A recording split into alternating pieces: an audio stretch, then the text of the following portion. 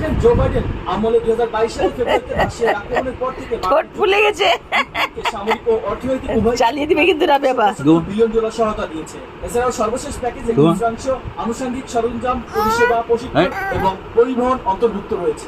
কি যে আসলে নভেম্বর প্রেসিডেন্ট নির্বাচনে দাদা সামরিক সহায়তা পরিবর্তন আনতে পারে। সাবেক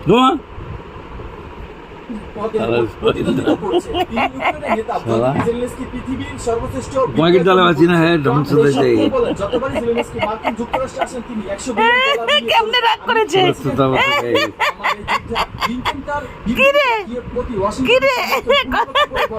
কেমনে রাগ করছে দেখো একদম গঠন করেছে কি রে চোখ বন্ধ করছো, চোখ বন্ধ করে বলছো।